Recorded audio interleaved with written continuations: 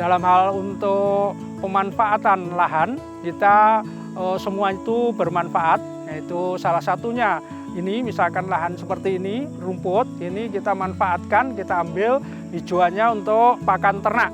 Jadi ternak kita itu sumber pakannya salah satunya dari sumber-sumber hijauan seperti ini.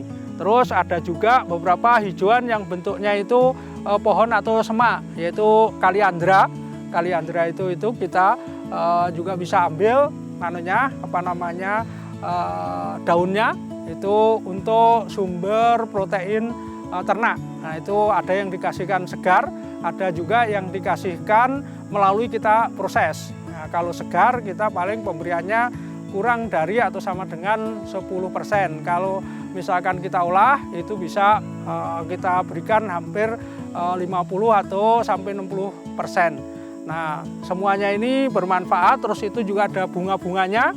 Nah, itu kita manfaatkan untuk sumber pakan lebah. Jadi lebah kita alam itu kita pakannya ngambil dari alam ini semua. Jadi bunga-bunga bermacam-macam ini diambil oleh lebah sehingga dikumpulkan dan diproses menjadi madu. Jadi dan di sini terutama paling besar itu prosentasenya di bunga kaliandra. Walaupun ada bunga-bunga yang lain, termasuk yang hanya rumput-rumput seperti ini kelihatannya, ini ada bunga-bunganya, ini juga bisa diambil dan dimanfaatkan oleh lebah untuk bisa dijadikan sumber bahan menjadi madu dan nektar atau yang lain-lainnya untuk nanti persiapan makan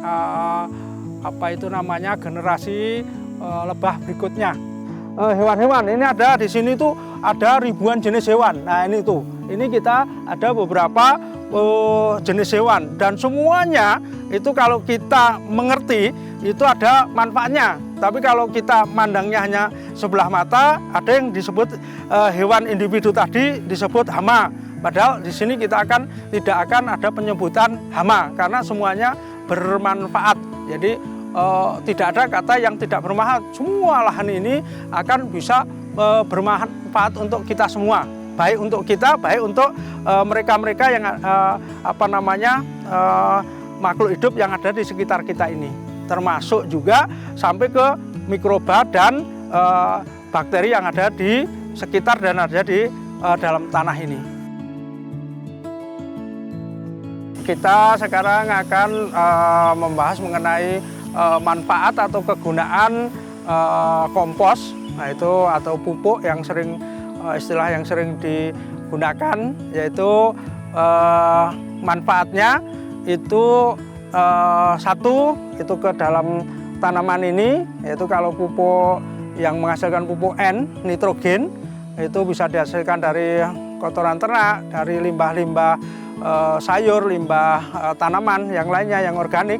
Nah itu kita proses menjadi sumber N atau nitrogen yang bisa kita aplikasikan atau kita pergunakan untuk penyubur tanaman ini atau tanah. Jadi dia hijau ini itu dari salah satu faktornya itu dari kecukupan N, kecukupan nitrogen, sehingga tanaman bisa hijau atau subur seperti ini. Di samping ada faktor-faktor yang lainnya. Nah itu kompos atau pupuk atau yang berasal bisa dari kotoran ternak itu kita proses, itu kita bisa rubah menjadi produk atau menjadi komoditas sayuran seperti ini. Nah itu, jadi ini tuh semua berproses awalnya itu salah satunya dari kotoran ternak, dari limbah-limbah organik lainnya, termasuk dari limbahnya ini sendiri. Nanti ini kita ambil hanya yang itu saja, yang memang kita perlukan. Yang lainnya itu juga nanti akan dicampur dengan beberapa kotoran ternak sehingga menimbulkan atau menjadi disebutnya kompos.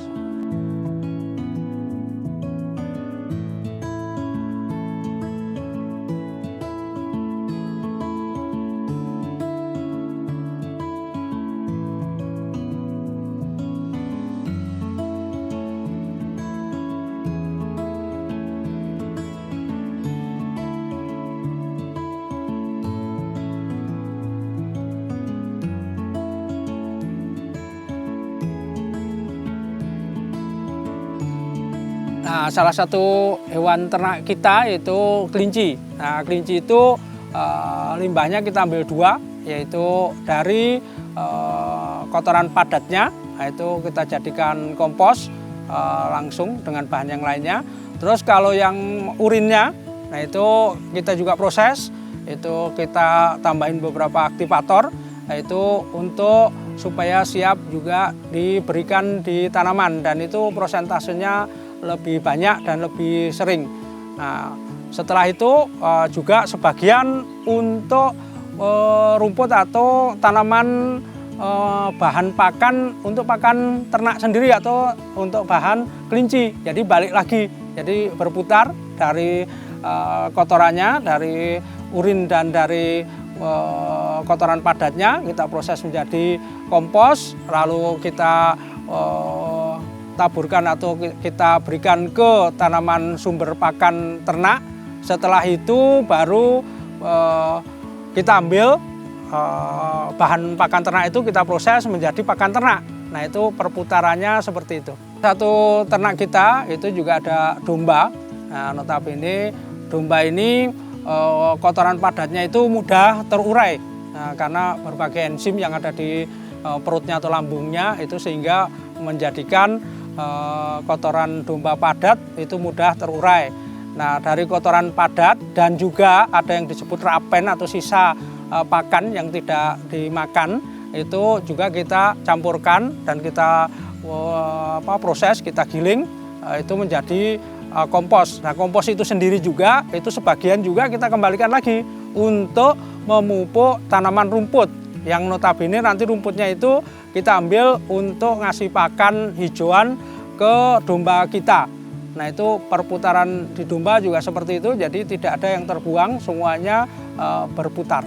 Ya, dari berbagai proses semuanya tadi, dari ternaknya, dari ternak juga dari berbagai ternak, dari pengolahan limbah ternaknya, dari pengolahan limbah sayurnya, semua termasuk